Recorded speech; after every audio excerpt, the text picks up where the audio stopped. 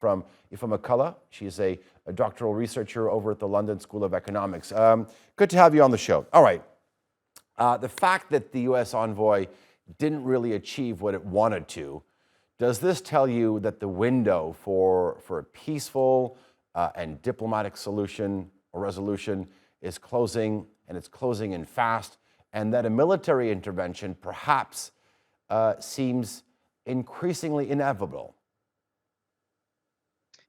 I would say that there's still a possibility for negotiations to succeed. Victoria Nuland said that her exchange with General Barmou was frank. They didn't make any progress, but that's not to say that there might not be progress made in the next 2 days. The threat of intervention, I mean, if ECOWAS intervenes militarily in Niger, it's a disaster not only for Niger but for the stability of West Africa. Okay, talking about military intervention, I mean, what do you think is going to be the biggest and perhaps most direct consequence of a military intervention? Is it going to be the mass influx of displaced people that we're going to see in the country?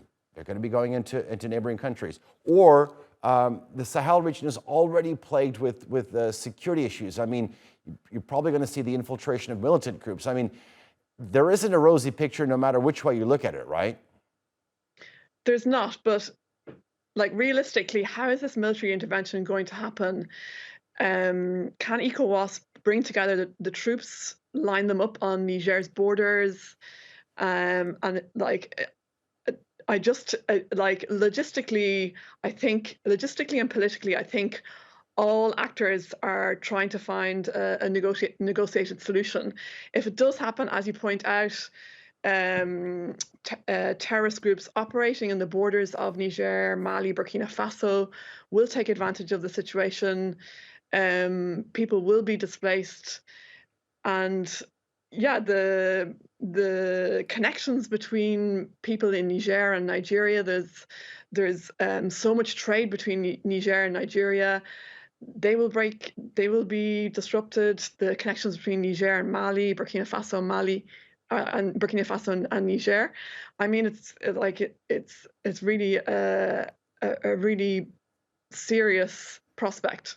If you tell me this, if ECOWAS, as I just stated just a couple minutes ago, they've intervened in the past. I mean, Liberia, Sierra Leone, during their civil wars. I think I left out the Gambia. I mean, these military interventions resulted in the restoration of somewhat of a peace and stability environment. More importantly, they were welcomed by the citizens. Do you think that's the case here as well? Because when you look at all the footage that's being serviced out to international media, there is a large contingent within the Nigerian society that is very much against France's historical presence there. They're very much in favor of welcoming the Russian Wagner Group. The public really doesn't want any outside intervention. The public absolutely doesn't want an ECOWAS intervention, because what ECOWAS was proposing was to reinstate Bazoum and restore constitutional order. I think a lot of Nigerians support the restoration of constitutional order, but the reinstatement of Bazoum is controversial. He came to power amid fraudulent elections. He has done a lot of things during his 2 years in office that have angered people. So the prospect of reinstating him for a lot of Nigerians is not a solution.